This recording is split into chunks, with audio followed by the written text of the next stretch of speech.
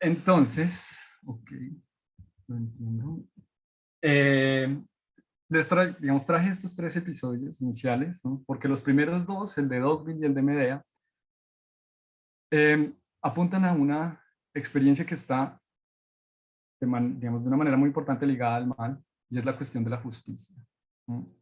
De cómo se restablece un orden y un equilibrio que hace que una situación que ha generado daño y por lo tanto sufrimiento pueda ser restaurada.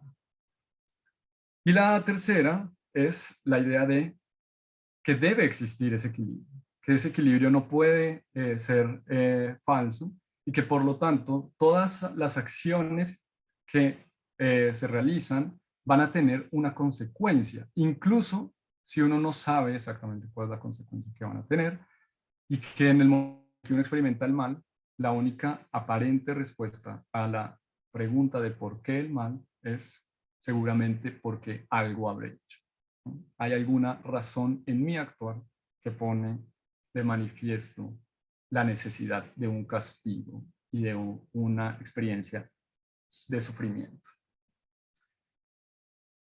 Estos tres episodios me llevaban a mí a preguntarme también, y llevan, digamos, no a mí solamente, sino que me parece que funcionan como episodios que nos ayudan a preguntarnos o a plantear la pregunta de qué es el mal, cuál es el sentido del mal y por qué existe el mal. Y esa es una pregunta fundamental para la filosofía y para la teología, porque pone en cuestión una serie de postulados que aparentemente estarían contradichos por la presencia, existencia o experiencia del mal. Y es la existencia de Dios. Si el mal existe, si el mal es experimentado en un mundo creado por un ser que es infinitamente bondadoso, ¿cómo puede entonces justificarse la experiencia del mal? Puede ser entonces, o porque lo creó Dios, lo que significa entonces que no es solamente amor, sino que también hay maldad en Dios, y el mal entonces sería una característica de la divinidad y no podríamos acusar a nadie de imperfección por cometer el mal en la medida en que Dios es perfecto, o significaría que Dios no es perfecto y que por lo tanto su creación y lo que hace pues está sujeta a defectos, y esos defectos entonces serían, digamos, la representación del mal, lo que haría que Dios no fuera omnipotente y pondría en duda entonces esa característica o cualidad de la divinidad. También porque si el mal existe y Dios no fue capaz de evitarlo, es entonces porque no es omnisapiente y no puede saberlo todo. Bueno, a estas preguntas se han enfrentado pues, los teólogos pues, durante mucho tiempo y han creado un género que podría pensarse un género del discurso que seguramente ya estará en desuso, aunque tal vez no, pero tal vez no con tanto éxito como en algún momento, que se llama la teodicea, que es una explicación de la existencia de Dios y de la necesidad de la existencia de Dios a pesar del mal, ¿no? Y es una de las primeras respuestas que podría uno pensar, bueno, las primeras no, digamos, de las primeras de la religión a esa pregunta del mal. Pero claro, el mal no es una experiencia que haya sido solamente discutida o pensada por eh, la religión cristiana o por cualquiera de las religiones, sino que, o no solamente desde que existen estas tres grandes religiones, sino que ya desde los griegos existe una noción del mal, y esa noción del mal fue estudiada y pensada por los griegos, ¿no? Lo que significa que lo que se quiere decir con que el mal es un desafío para la humanidad, para la filosofía, para la teología, lo que significa para la sabiduría, para el pensamiento, es que estamos obligados a pensar el mal. No podemos solamente sentirlo y ya, sino que estamos obligados a preguntarnos por qué existe el mal y qué podemos hacer frente al mal, si podemos o no podemos hacer algo. Y esa pregunta, pues fue primero, seguramente hay muchas tradiciones, yo voy a hablar solamente de esta que conozco más o menos, que es la griega, y los griegos inicialmente respondieron a esta pregunta de una manera Digamos, de una manera general, aunque pues con algunas diferencias según el momento y el filósofo, pero principalmente lo que los griegos consideran sobre el mal es que el mal es natural, hace parte de la condición natural de la existencia y del cosmos en general, no solamente de la naturaleza humana, sino que el cosmos en general contiene una característica maligna. Y, por ejemplo, las tragedias son un gran ejemplo del mal porque explican y evidencian esa condición miserable del ser humano, ¿no? El ser humano es miserable por el solo hecho de existir, ¿no? Eh, pues si ustedes recuerdan, si lo conocen o no, pues una de las grandes preocupaciones de la cultura griega era por qué venimos al mundo si el mundo es un lugar en el que sufrimos, ¿no? Que Dios ha sido capaz de crear a estos seres que vienen al mundo a sufrir. Eh, como no hay una respuesta completamente lógica o racional a eso, lo que habría que pensar es, o lo más lógico que se puede llegar a eso es, pues es una condición de la existencia, el sufrimiento. Y acá, digamos, entonces habría que pensar como en dos maneras de entender el mal, por lo menos. Seguramente hay más, pero por ahora vamos a entenderla de dos maneras. Y es que el mal puede ser entendido como una acción, es decir, como alguien realizando el mal. Yo puedo realizar el mal, Medea puede matar a sus hijos, por ejemplo, ¿no? Grace puede asesinar a un pueblo completo. O el mal puede ser pensado como el sufrimiento, ¿no? O sea, siento que el mal existe porque estoy sufriendo y el sufrimiento entonces me hace consciente de la experiencia del mal. Entonces, para los griegos esta experiencia del mal, del sufrimiento, del ser miserable, pues era condición de la creación. Y por lo tanto el mal va a ser considerado entonces un alejamiento de un principio de perfección. Sufrimos porque existimos y existir es ya estar lejos de lo perfecto, porque desde una perspectiva platónica, inicialmente, pues todo elemento creado, toda materia, pues está alejado de la idea que sería de la perfección. Por lo tanto, todo lo que existe está ya contaminado por el mal. Eh, digamos, esta condición es lo que podríamos llamar la condición trágica del mal, ¿no? De la que participaría toda la humanidad, lo que significa que no tenemos la capacidad de deshacernos del mal. Lo único que podemos hacer es aceptar el mal como un destino y enfrentarnos a ese destino de la manera heroica en la que podamos hacerlo si queremos ser unos héroes, pero no estamos obligados a hacerlo. No estamos obligados a ser ni Aquiles, ni Odiseo, ni Edipo, ni ninguno de los héroes griegos que por más que no pertenezcan necesariamente al género trágico de la literatura, pues son héroes trágicos, ¿no? Eh, y este sufrimiento, pues en realidad es el castigo por esa imperfección que tenemos, ¿no? Todos los héroes trágicos, ustedes recordarán, pues son en realidad eh, castigados por una imperfección, ¿no? Por algo que los aleja del ser ideal. Para decir que no solamente se trata de que hay una réplica del mundo de las ideas y que por lo tanto cualquier elemento material es ya un alejamiento de la verdad, lo cual hizo que Platón condenara la literatura como algo que debería estar alejado de la sociedad porque está todavía más lejos de la verdad, es decir, todavía más propicio al mal. Eh, Sino porque también desde la perspectiva aristotélica, que es mucho más naturalista y más física y no está pensando tanto en términos como de un mundo de ideas del que el mundo material vendría a ser una copia, sino más bien está pensando en un principio de organización universal que, del que nosotros no podemos hacer parte totalmente. Y esa falta, digamos, esa ausencia que está ahí, digamos, ese no total, esa no totalidad, pues es lo que nos hace como reproducir el mal, del que no podríamos deshacernos.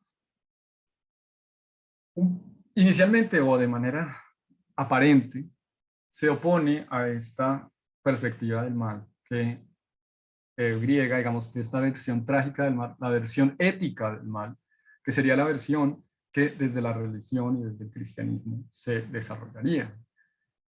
Porque si la visión griega es una visión que está sobre todo concentrada en el sufrimiento, ¿no? En el sufrimiento y la experiencia miserable del ser humano, la perspectiva cristiana se va a concentrar en la acción. Es decir, el mal no existe en realidad, no es una sustancia, no puede pensarse que el mal constituya una materia, sino que en realidad es una acción o producto de una acción, es el efecto de una acción. De una acción además voluntaria. Hay alguien que decide hacer el mal, pudiendo hacer el bien, y por lo tanto está yendo en contra de la creación, que es producto de una, digamos, no específicamente voluntad, sino de un creador perfecto, ¿no? Que sería Dios, y esto es lo que de alguna manera ocurre o se escenifica en pues, el mito adámico y el paraíso y el pecado original, ¿no? Es decir, nosotros y nosotras, la humanidad, digamos, vivíamos en el paraíso perfecto, ¿no? Pero por un acto voluntario, por una acción eh, indebida, fuimos expulsados del paraíso. Y el mal llegó al mundo en ese momento. O sea, el mal no existía antes, sino que llega al mundo por una acción. Es decir, el mal es una consecuencia de una acción. No es una existencia, sino es una consecuencia del, o más bien, no es una materia, no es una sustancia, sino que existe en la medida que alguien hace algo. Y por eso desde la perspectiva cristiana, el mal es el pecado. El mal es un actuar mal. Y ese actuar mal, pues merece un castigo. Hay entonces una diferencia que yo digo que es aparente, ¿no? Que es aparentemente inversamente proporcional, ¿no? De un lado estaría esta idea griega de que el mal es la creación, ¿no? Y que por lo tanto no hay manera de deshacerse del mal, ¿no? El mal convive con el bien, eh, y de alguna forma, pues esta convivencia del mal y el bien representarían el equilibrio, ¿no? Existe un equilibrio en el cosmos que es este orden universal, precisamente porque pues las fuerzas del bien y del mal, ¿no?, están en una cierta armonía. Desde la perspectiva cristiana, en cambio, lo que existe es el bien, o un bien que en realidad no debería decir original, sino preoriginal, ¿no? Antes del inicio de la historia, vendría a ser, ¿no?, que viene a ser perturbado por un mal que llega de afuera, ¿no? Un mal externo al bien, ¿no? Y ese mal externo al bien es la voluntad. Y eso es importante porque o sea, para los griegos no habría en realidad una responsabilidad individual, ¿no?, de un sujeto que actúa mal, sino que está en un escenario en el que lo que se puede realizar es el mal, eh, de una responsabilidad que recae en un sujeto, en este caso vendría a ser el primer hombre, ¿no?, que además nos hizo daño a todos y a todas, ¿no? Y en realidad yo debería usar solamente el masculino porque todas esas explicaciones que hay sobre el mal hablan es del hombre, y eso me parece que es importante y va a ser importante, espero yo, al final de lo que voy a decir. Yo voy a hacer un pequeño paréntesis acá, sobre todo para las personas como encargadas del tiempo, porque yo no sé cuánto tiempo tengo y no quiero empezar a ver que la gente se empieza a ir porque me extiendo demasiado.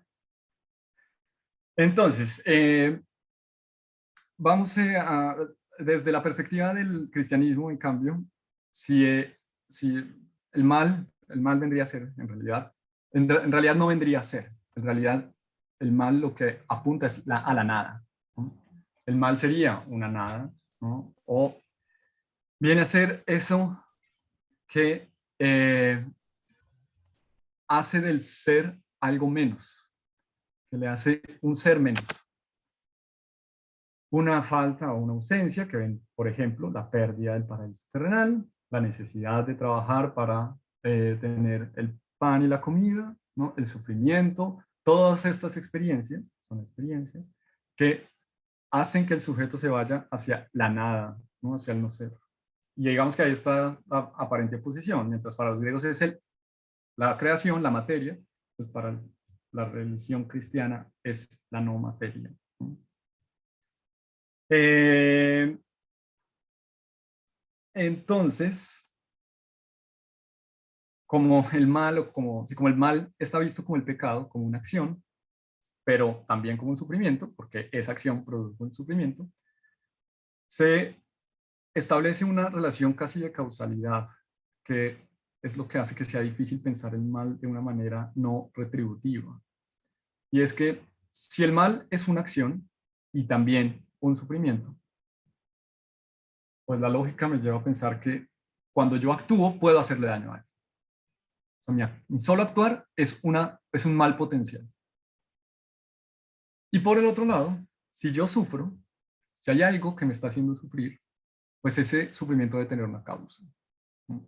Y esa causa puede ser o mi propia acción, una acción pasada que yo no sé exactamente cuál fue, o puedo saberla, ¿no? Puedo saber que hice algo malo y por lo tanto este sufrimiento es merecido, lo que nos lleva a pensar que la justicia finalmente es una administración de las consecuencias del mal, ¿no? Poder pensar que el mal efectivamente produce unas consecuencias y hay que administrarlas, y entonces hay que crear un sistema jurídico que diga quiénes son los buenos y quiénes son los malos, y los malos van a ser los que actúan mal y van a recibir un castigo. Sin embargo, esto plantea un problema que es uno de los grandes problemas de la teología, y es, bueno, si nosotros podemos saber quiénes son los buenos y quiénes son los malos, y sufren o deberían sufrir quienes han cometido pecados, y su castigo podría llegar a ser merecido, lo cual también es un problema, porque cómo se sabe qué castigo es merecido o no, es decir, qué tan la proporcionalidad del castigo. Pero más allá de eso, la pregunta, o antes de esa pregunta, es ¿por qué hay personas que no son malas, que sabemos que no son malas, y aún así sufren? ¿Cómo puede ser que haya sufrimiento en personas que aparentemente no merecen el mal?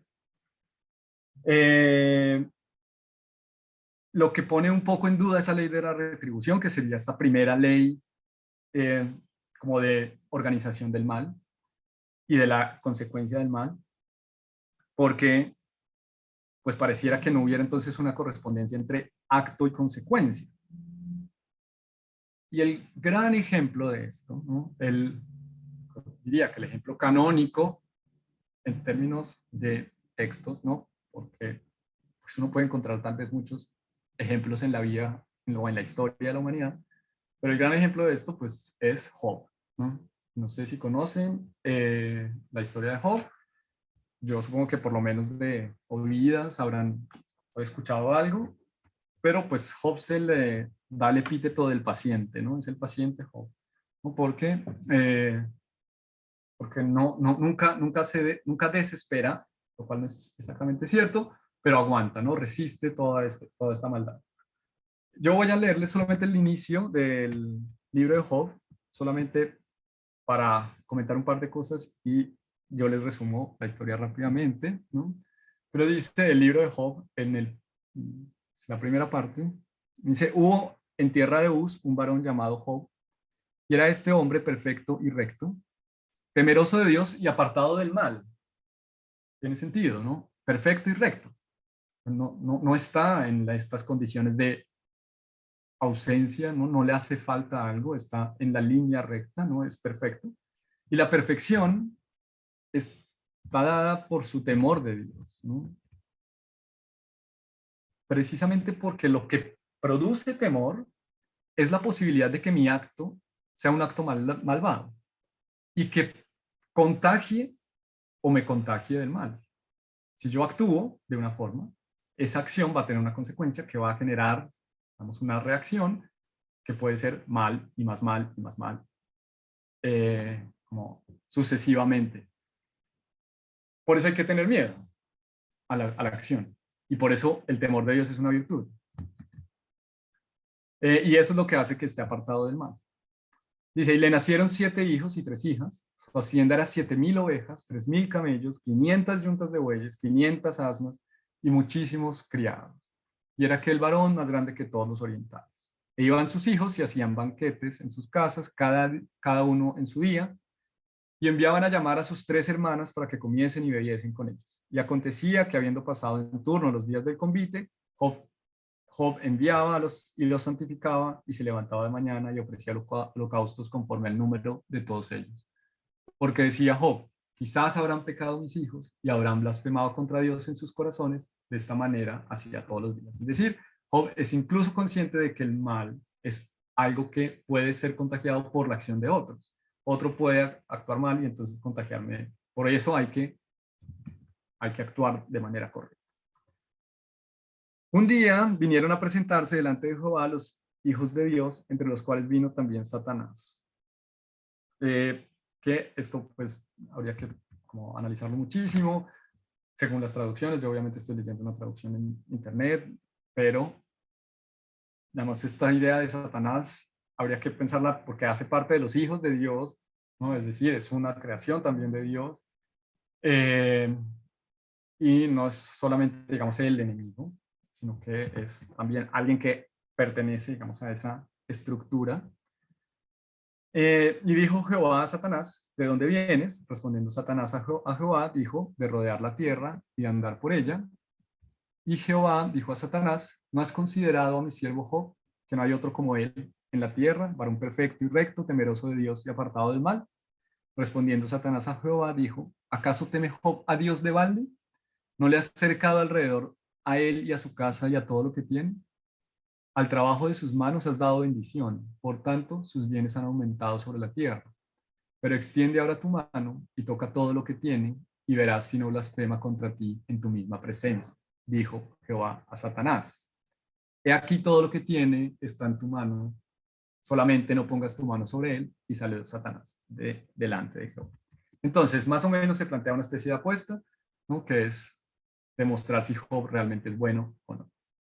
Lo cual tiene, vamos, muchas lecturas, pero yo voy a pensar solamente 2 por ahora, y una es, eh, ¿cómo es este Dios, no? Que pone a prueba a sus feligreses, a pesar de que han probado, ¿no? Ya su bondad, lo que implica que efectivamente la maldad es una potencia siempre, ¿no? A pesar de la constancia en el buen actuar. Y por otro lado, más o menos que se complica un poco esta idea de retribución, que pareciera tender o dirigirse un poco hacia la idea trágica de los griegos. Y es, no puede ser que haya tanto bien sin mal. No puede ser que alguien viva también sin que haya un equilibrio, ¿no? Que es algo que, no sé si a ustedes les pasa, pero que a mí a veces me pasa con mucha frecuencia. Yo viví casi toda mi vida en Bogotá, y en Bogotá hace mucho frío, llueve mucho. Cuando en una semana no llueve y hace sol, lo único que yo puedo pensar es porque va a llover mucho después. Si no, puede ser que esto vaya a ser, vaya a tener una duración. Tiene que haber un equilibrio. El caso es que el libro de Job lo que pone en cuestión es esta idea, digamos, como tan clara y tan simple de actuar mal conlleva a los castigos, porque pues ya efectivamente actuar bien no produce necesariamente la bondad, sino que puede ser también, o puede generar también maldad, ¿no? Al final del libro de Job hay una gran discusión, ¿no? Vienen los amigos a decirle a Job, ¿por qué estás sufriendo tanto? ¿No? Job dice, no sé por qué. Él siempre responde a todos los daños que le hace Satanás de una manera muy ecuánime, y es, si Dios me dio el bien, pues me lo puede quitar, ¿no? Mantiene, digamos, la idea de la justicia. Pero los amigos le dicen, bueno, pero si estás sufriendo tanto es porque seguramente hiciste algo malo, ¿no? Algo malo debiste haber hecho y no te has arrepentido y por eso estás pasándola tan mal. Y Job muy tercamente dice, no, yo no he hecho nada, no he hecho nada malo, y no hay que pensar que si uno está sufriendo, entonces es porque hizo algo malo. puede ser que Dios castigue a sus buenos feligreses por motivos que nosotros desconocemos, ¿no? Que no sabemos cuál es el plan de Dios. Esto, digamos, dicho en la eh, historia bíblica, pues parece muy fácil uno decir, bueno, no, pues este Dios es muy injusto, pobre Job, cómo es que lo hace sufrir tanto y solamente por ganarle una apuesta a Satanás, además, que es como una especie que no habría que pensarlo, yo no creo que haya que pensarlo tanto como la representación de la maldad, sino más bien como la representación de la perfecta corrección, ¿no? Hay que ser perfectamente correctos. Y es un personaje que, digamos, sería como más apegado a las normas de la divinidad que el mismo Dios, que se vanagloria, digamos, se enorgullece de sus de sus buenas creaciones, y que, creo yo, podría ponerse en relación con un personaje de una novela de Dostoyevsky. En Los Hermanos Karamazov hay una pequeña, digamos, un poema que introducen que es el Gran Inquisidor, ¿no? Que es un inquisidor en la España de la Inquisición, que tiene, digamos, que tiene sí, el atrevimiento de mandar a la hoguera a Jesús, que ha vuelto a la tierra, ¿no? Y él reconoce que es Jesús, todos reconocen que Jesús, pues además hace los milagros que demuestran que él es Jesús, pero este inquisidor dice, tú eres una mala influencia para la humanidad, por lo tanto es mejor que no permanezcas acá. Ya después hablaré un poco más de esto, pero lo que quiero acá es pensar en, como en esta idea de que no se trata del demonio como la maldad solamente, sino en la necesidad de mantener una regla firme que no permita que se cometa, más que se cometa, que se desbalancee ese equilibrio aparentemente formado en el que el bien y el mal, digamos, conviven de alguna manera. Sin embargo, pues uno no puede dejar de sufrir por el pobre Job, pero también trayendo un poco la historia a la contemporaneidad, realizamos, bueno, es muy común, o sucede con frecuencia, que uno tome la misma actitud que los amigos de Job, ¿no? Y que si una persona le pasa algo malo, lo que uno diga es, bueno, algo debió haber hecho, sobre todo si esa persona es una mujer, ¿no? Entonces, si una mujer es violada, pues seguramente se estaba vistiendo de una forma que provocó la violación. O sea, ese sufrimiento es un sufrimiento merecido, no tiene una explicación, tiene un origen. O si es una persona que pertenece a una minoría étnica. Si en algún momento hay, bueno, yo voy a hablar como en el caso más bien colombiano para no meterme en problemas, pero en Colombia, que ahora hay una gran migración venezolana, entonces los medios de comunicación consideran que esa es, digamos, como el chivo expiatorio, ¿no? Entonces, si pasa algo malo, ¿no? Pues seguramente son los venezolanos. Eh, Exactamente, digamos, lo de los desaparecidos es un gran ejemplo, ¿no? Algo habrán hecho, ¿no? O sea, algo habrán hecho para que les pase eso.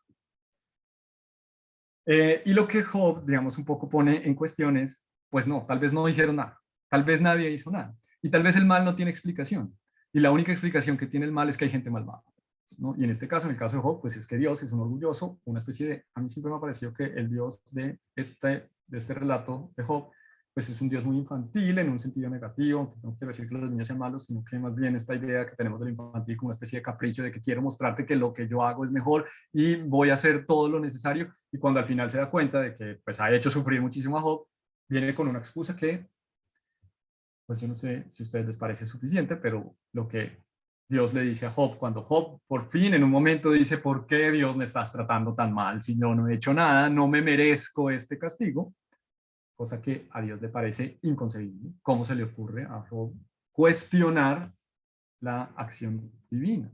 Que como acción divina solamente puede conducir al bien. Porque Dios, que vendría a representar esta ley moral, La ley moral, para lo que nos sirve la ley moral es para poder distinguir el bien del mal y por lo tanto hacer el bien. Si Dios, que es la ley moral, es cuestionado porque no sabe distinguir el bien del mal, pues entonces no hay nada que hacer y estamos en un caos completo y todo lo que estamos haciendo, que creemos que está bien, tal vez no lo sea. Y como a Dios le parece que eso es un gran atrevimiento de Job, lo que le dice, y ustedes dirán si les parece suficiente, es, tú no puedes cuestionar el conocimiento, la sabiduría divina. La, digamos, el conocimiento humano es tan limitado que no puedes entender qué es la justicia en términos divinos. Y por lo tanto no digas que no te lo mereces. Más bien acepta que no puedes entender cuál es el motivo, cuál es la razón por la que estás sufriendo el mal. A mí me parece bastante débil la respuesta porque es como en realidad, sí, te lo hago porque quiero, ¿no? Pero como no puedo decirte que te hago el mal porque quiero, pues entonces voy a decir que es que te lo hago porque tú no sabes por qué mereces este mal. Eh, yo voy a, como ir redondeando, porque no quiero extenderme tantísimo y voy a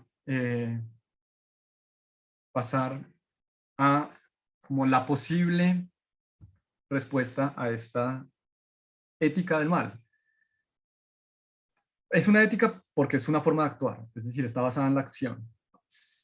Dependiendo de nuestra acción es si el mal va a ocurrir o no, aunque pues en principio toda acción está contaminada o por lo menos posibilitada del mal. Como es imposible explicar de manera satisfactoria por qué hay gente buena que sufre la religión, digamos, hay dos corrientes. Debe haber muchísimas, pero yo solamente conozco dos. Una es, el mal es totalmente voluntario, lo cual es fundamental para la religión católica, cristiana, porque necesitamos el libre albedrío, porque sin libre albedrío entonces no hay culpa, y sin culpa entonces no hay redención, ¿no? Y por lo tanto, entonces la idea de que el mal es solamente producto de la acción humana voluntaria, lo que significaría que todos nuestros males son merecidos. O sea, merecemos el mal porque actuamos mal.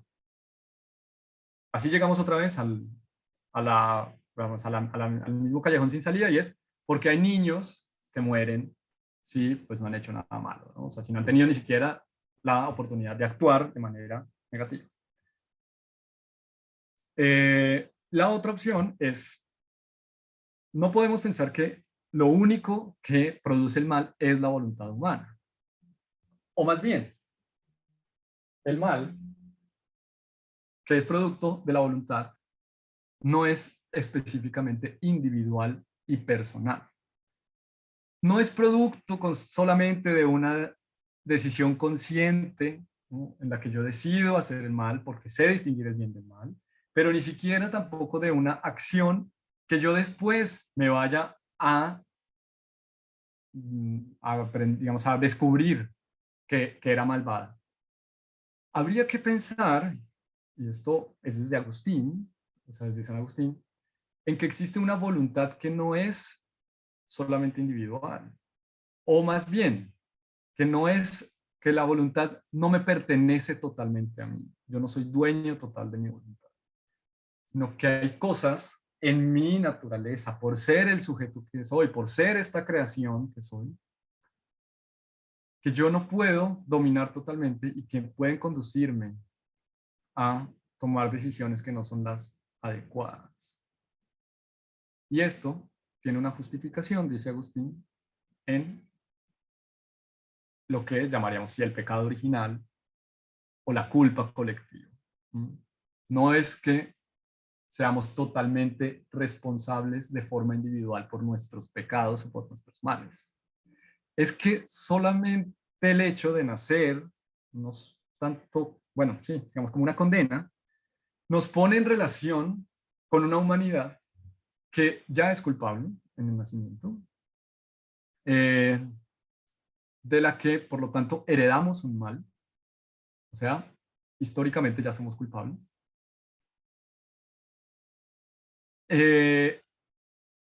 Y nuestra propia naturaleza humana, o sea, biológica, está ya predispuesta para el mal, ¿no? Y eso, de alguna manera, vendría a justificar que incluso sujetos que no han cometido nunca algo malo, evidente, digamos que podamos identificar como malvado, sufran, porque su sufrimiento es merecido, se corresponde en realidad con una maldad que es ya original. De esta manera, estas dos opciones que yo dije al comienzo, la griega como una versión trágica y la cristiana como una versión ética, pues al final se confunden.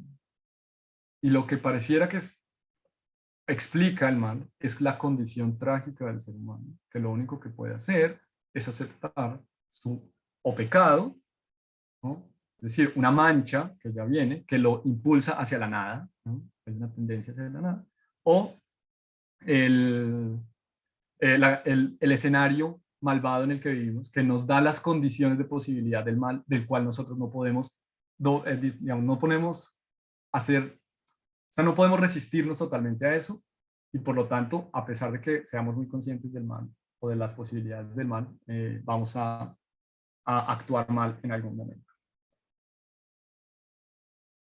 Voy a terminar con esto, que me parece que es como la reflexión que yo saco, la conclusión que yo saco de este recorrido que yo hice por el mal, este mal recorrido que hice por el mal, digamos, y es eh, la visión cristiana, sobre todo,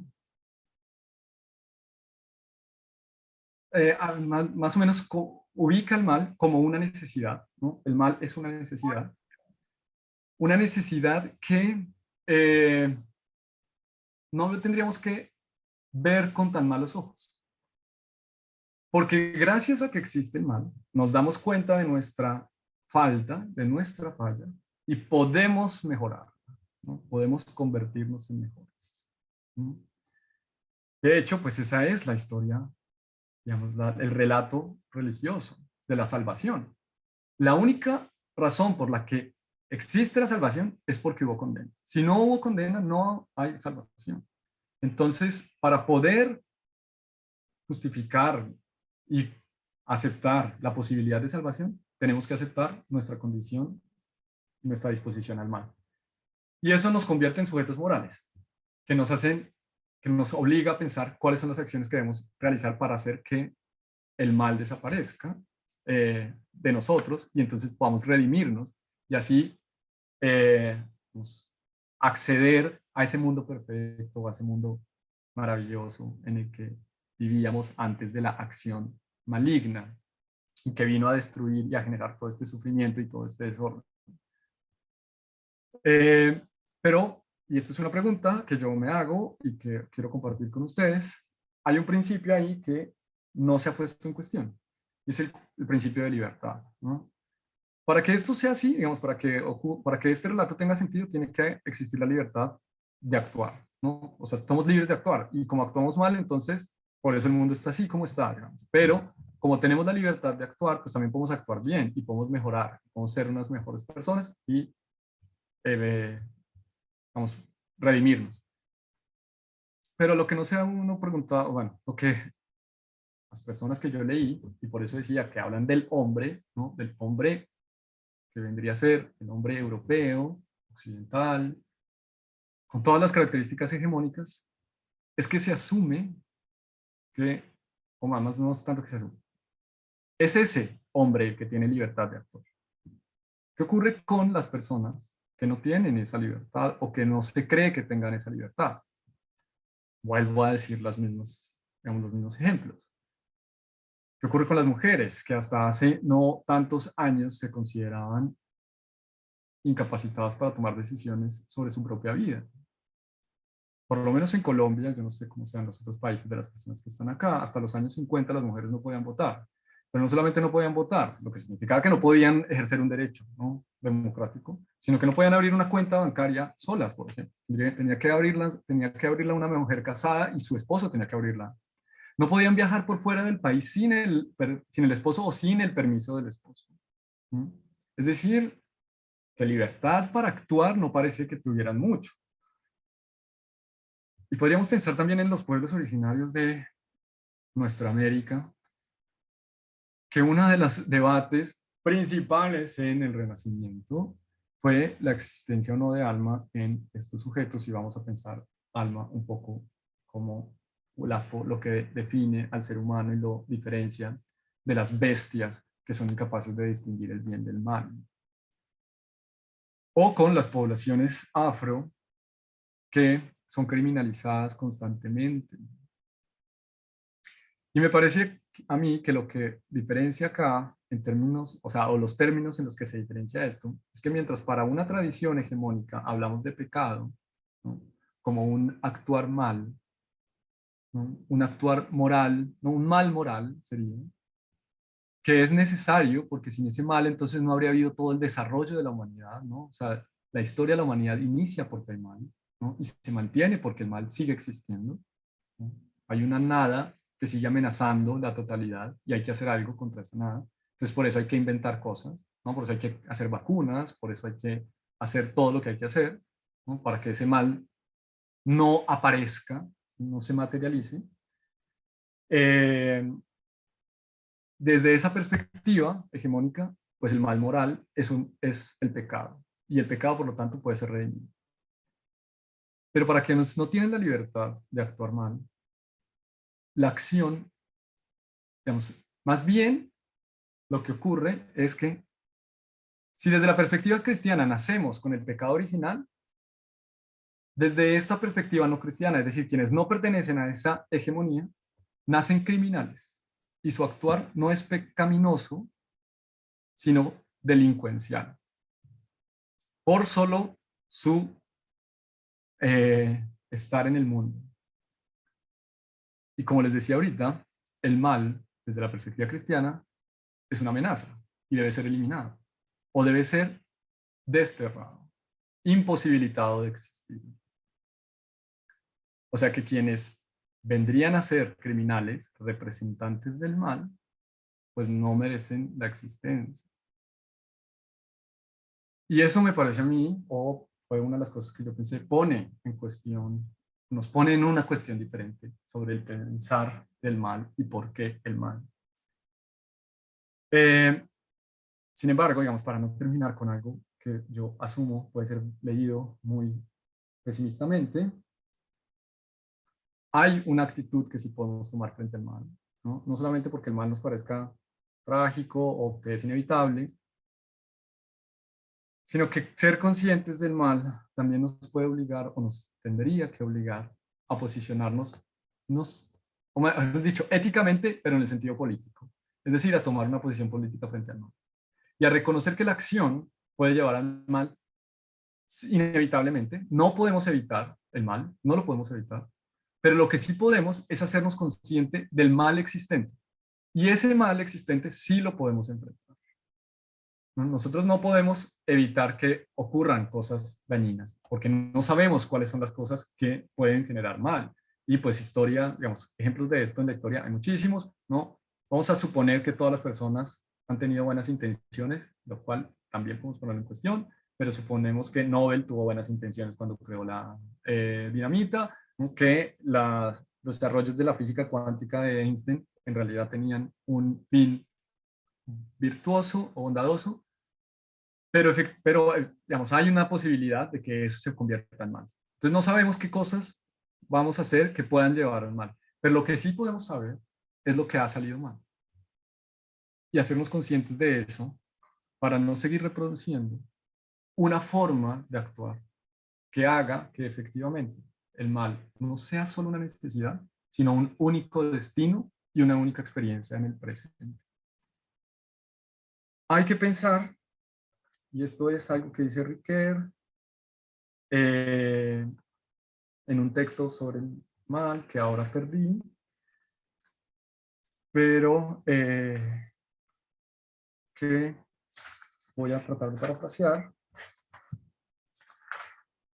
Y lo encontré, es que debemos dejar de pensar tanto en la pregunta de dónde viene el mal, ¿no?, cuál es el origen del mal, ¿no?, que vendría a ser como ese pasado, sino más bien qué hacer contra el mal, qué podemos hacer en contra del mal, para dejar de pensar solamente en que lo que nos va a liberar del mal es entender qué es, ¿no?, para así no hacerlo más, y más bien pensar que el mal va a seguir existiendo, pero que nosotros podemos hacer algo contra él. Es decir, dejar de pensar en una perspectiva del pasado para averiguar qué fue lo que causó el mal originalmente, que lo originó, y también más bien pensar en una perspectiva de futuro que nos permita pensar que el mal, a pesar de ser necesario, no es, eh, no es total, no tiene una, o no ha vencido totalmente.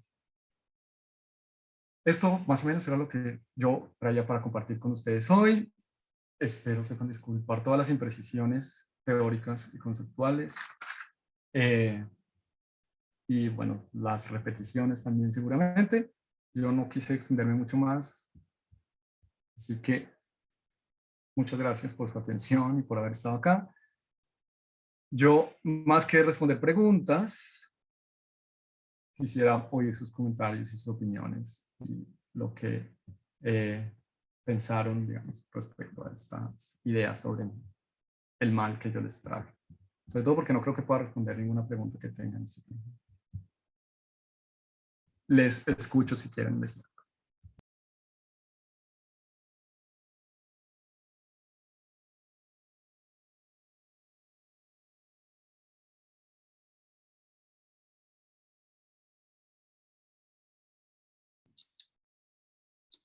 Bueno, a priori, Mario, agradecerte por tu claridad. Me pareció un recorrido impecable, muy interesante.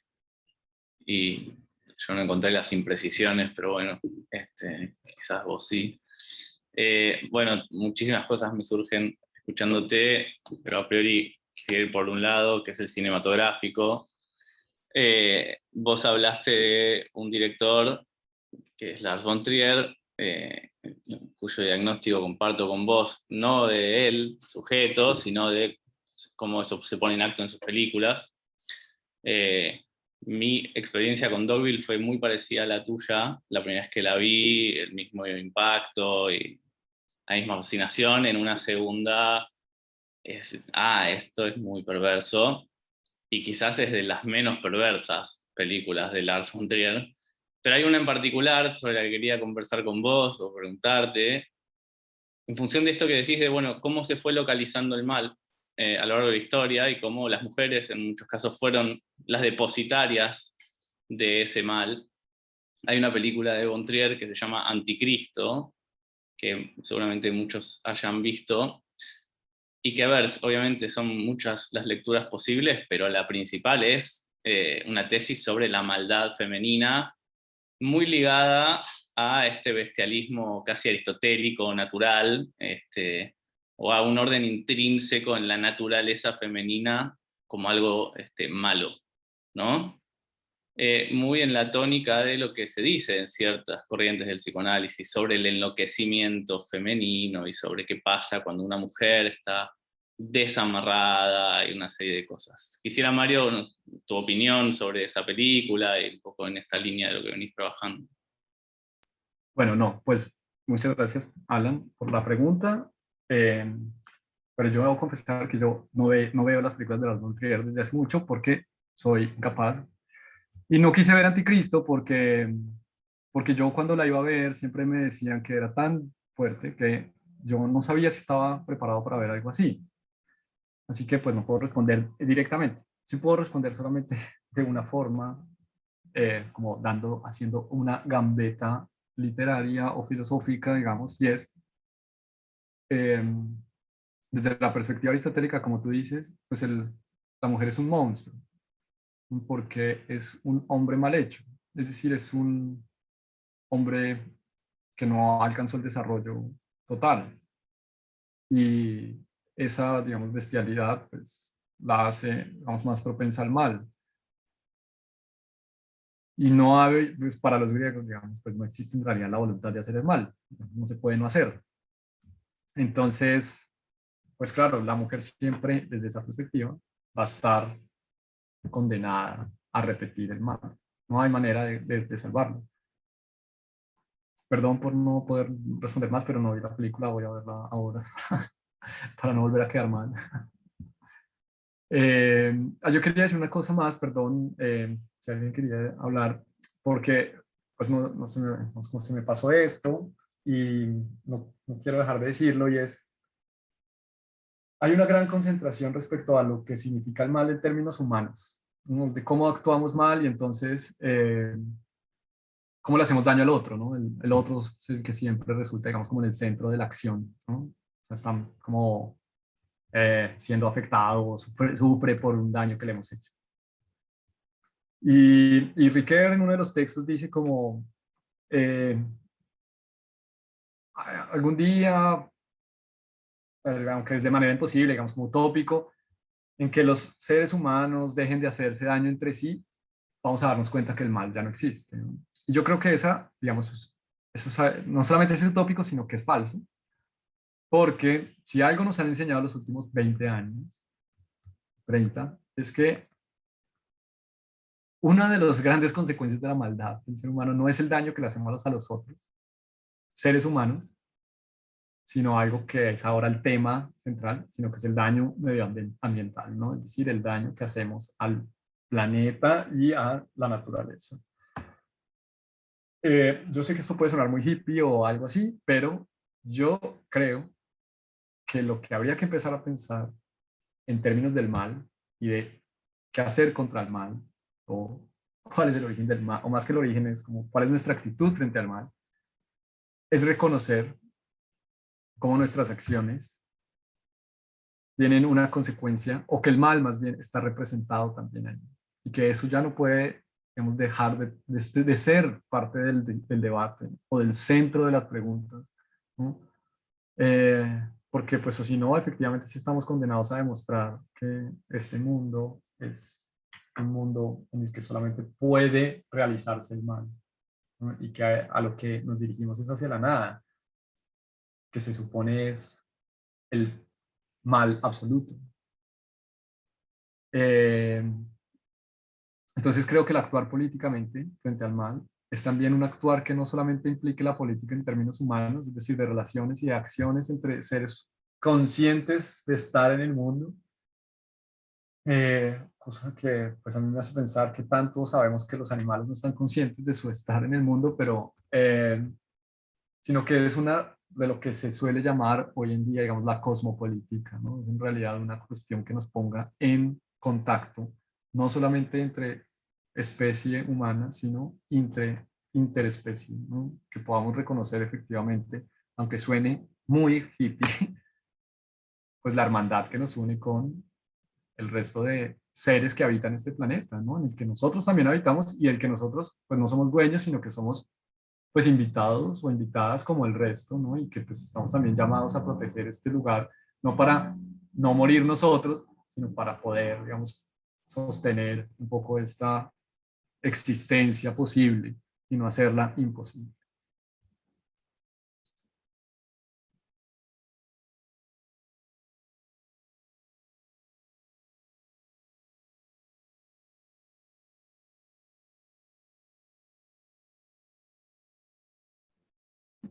Bueno, no sé si nadie más, o sea, si hay alguien más que quiera decir algo, si no, pues podemos eh, dar por finalizada la conferencia.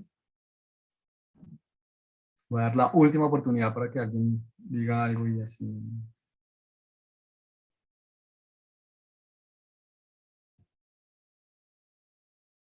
Bueno, pues agradecer otra vez. Muchas gracias por la invitación, por el espacio. Muchas gracias a todas las personas que se unieron y las personas que apenas están conociendo psicoanálisis aún, yo les invito a que entren al Instagram y descubran qué es psicoanálisis aún y así nos puedan estar enterados y enteradas de las diferentes actividades que hace el Enjambre. Y les comento que el próximo jueves va a haber otra conferencia por el director de psicoanálisis aún, Megdi Sawadi, perdón, que se llama De la risa al llanto y reverso. Será también 20 horas 30 Argentina, 18:30 Colombia y no sé si el horario de México, así que seguramente en las redes lo pueden encontrar. Muchas gracias y bueno, nos vemos el próximo jueves o en otras de las actividades de psicoanálisis aún. Gracias, Mario. Un lujo. Chao, chao, gracias. Por todo, muy bueno. Chao, gracias. Chao.